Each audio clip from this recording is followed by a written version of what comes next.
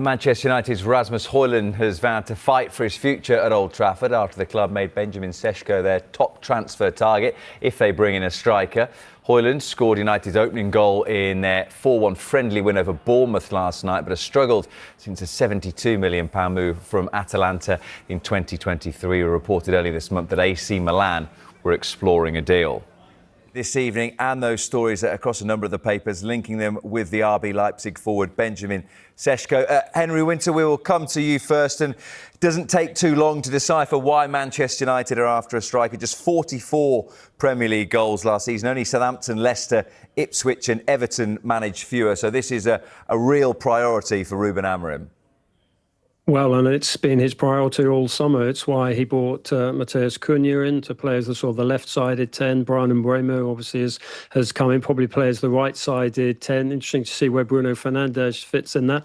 But I mean, we've seen from the start with Rasmus Hojlund, he's so hard-working, but he's just not finishing off the fairly scant service that he's been getting. So SEŠK appeal, as the Sun delicately put it. I mean, they're a difficult club to negotiate with. I mean, you can ask Arsenal, you can ask Newcastle, and Newcastle fans must be sort of doing their head in seeing another player that they've been linked with probably going elsewhere. But it's a sensible move by Manchester United because they absolutely need a striker. I mean, sympathy for Hojlund, but he simply hasn't delivered. It's an interesting one, isn't it, Roger, because the two players that they've been linked with, one, Benjamin Sesko, a younger player at the age of 22 with no Premier League experience. One of the other targets, reportedly across a number of papers, is Aston Villa's Ollie Watkins, who has the pedigree. He is a ready-made Premier League striker, but it might just be the structure of the payment and potentially the longevity that is attracting United to Sesko. Without doubt, Rob. Sesko will cost more money than Watkins. He'll cost, £70 million, I would imagine. But he's 22 years of age, and I know there is this, a desire for people to be Premier League ready, like Cunha, like Mbeumo. But when you've got a talent like Sesko, even at £70 million, this will be a good deal for Manchester United. As Henry says, they're desperately crying out for a player of his ability, and he's a guy who could be the Manchester United centre-forward for a decade. So the Telegraph saying United step up a pursuit of £70 million, Sesko.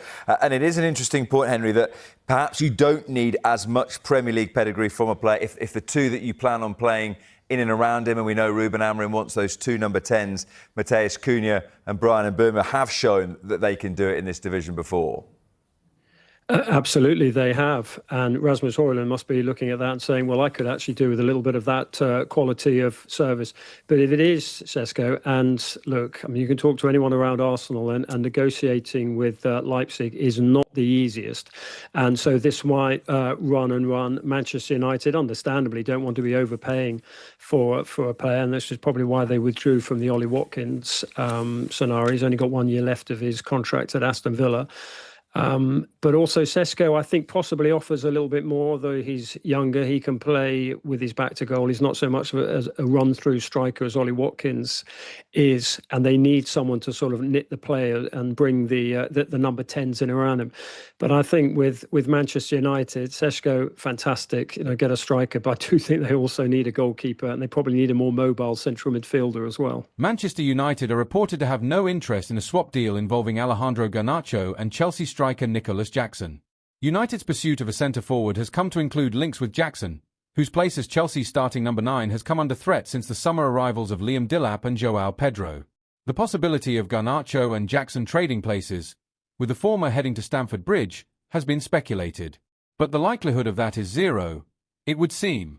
The Manchester Evening News reports that while Chelsea are still thought to hold interest in Garnacho, United are not looking for any such deal to become a part exchange or swap that would involve Jackson heading in the opposite direction. Jackson's modest return of 13 goals across all competitions last season is underwhelming for a striker who should be nearing his peak.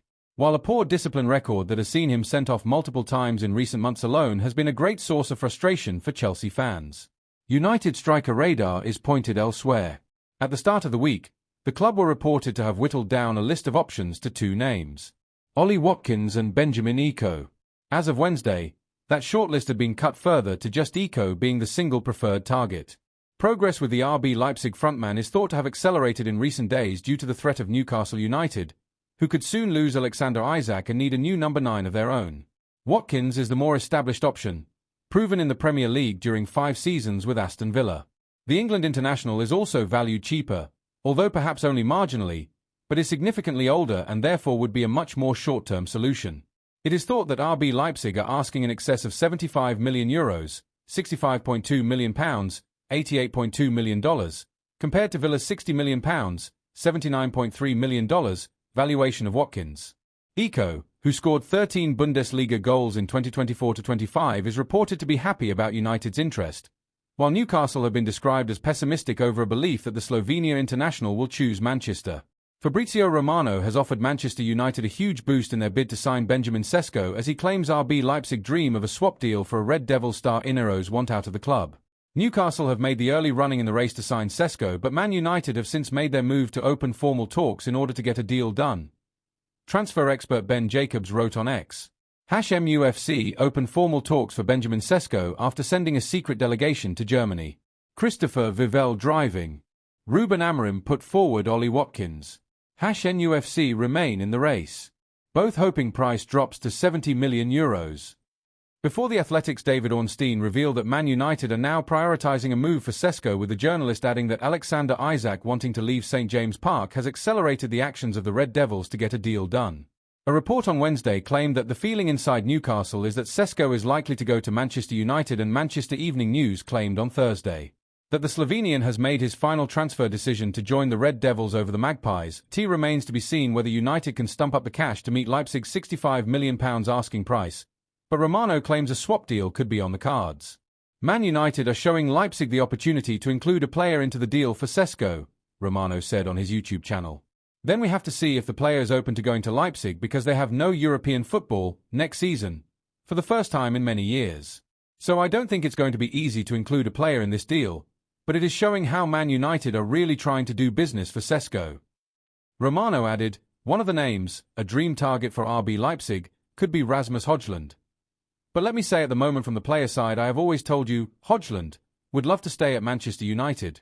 He is not entertaining any negotiations with other clubs at this stage, but this is showing how Man United and Leipzig are talking about eventual solutions. And Leipzig's interest in Hojlund will be a huge boost to the United bosses, who have damned Hojlund as part of the old regime and want him out of the club despite his desire to remain at Old Trafford, according to the Manchester Evening News. Hojlund would likely have to make way if Sesko comes in, says reporter Samuel Luckhurst. There is an argument that United should actually keep Hojlund and seek a buyer for Joshua Zirkzee, more affordable, not an out-and-out striker and with a marginally higher stock after a respectable calendar year. But the noises from the United hierarchy about Hojlund are so damning that his card is marked. He is also part of the old regime, signed in dubious circumstances when he switched to the same agent as Erik ten Hag on the eve of his £72 million transfer in July 2023.